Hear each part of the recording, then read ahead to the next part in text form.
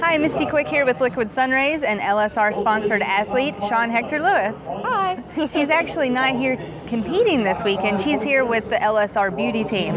So I wanted to talk to you about the importance of stage makeup and hair presentation. Okay. Well, shoot, whatever questions you got, I can answer them. So a lot of people think that maybe they can do it themselves because they do their own everyday makeup. Not the case. Yeah, I would say no, mainly because it's a completely different ball game. You're actually almost doing the exact opposite for stage makeup than what you would probably do for your everyday makeup. It's got to be a lot heavier, but at the same time, it can't look heavy on stage. Right. You know, you already dyed it down and dialed in, so you're really almost looking very angular. So instead of creating more lines, you have to actually make your face softer. So there's a lot of little things that you don't realize that are completely different from what you would do for your everyday makeup. So I would definitely say if you're not versed in it, that it's not something you want to take a chance on. Because we're seeing a lot of different memes and Pinterest things about how to contour correctly, but for stage, it's not the same thing. It is definitely not the same thing. It's different products, it's different ways of putting it on, it's different tools, it's different setting methods. You got to make sure it's waterproof so that it doesn't come off while you sweat when you're on stage.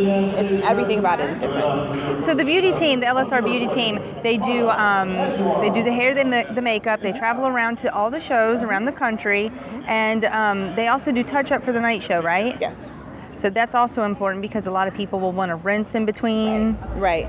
So typically what will happen after prejudging is that your makeup and hair should be pretty much in the same place it was when you went on. We go through the methods of putting that waterproofing on and all that system and everything so that it doesn't move. However, there's always that competitor that gets really sweaty on stage, that kind of thing, and needs to come over and needs to wash it off, needs to redo it. That's fine, we'll redo it for you. But typically, if you do come back for touch-ups, it's usually just buffing out a few little spots, you know, maybe patting down some oil that's shown up on your nose and your temples, that kind of thing, and you're usually good to go. Touch up the lipstick or whatever, and you're good to go back on stage, and you look pretty fresh throughout the day with the methods that we use.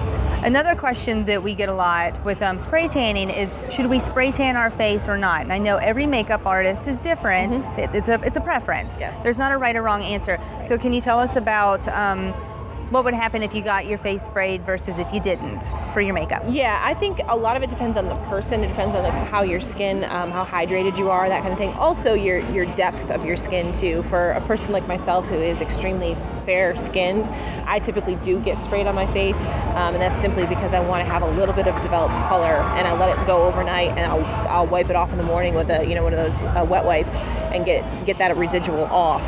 Just so I have a little bit of color developing there that kind of helps with that makeup.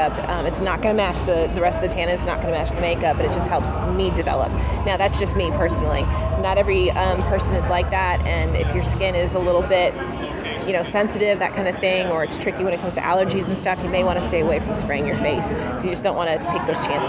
The spray tan will dry out your skin. Mm-hmm. Right. So if you're already dry, I wouldn't recommend getting your face sprayed, because then it's going to make you even more dry, and then your makeup is going to look kind of flat. Yes, correct. So even after you put moisturizer on, primer on, it's still going to look a little flat. Mm-hmm. So I would always ask your makeup artist who you make your appointment with if you should get your face sprayed or not.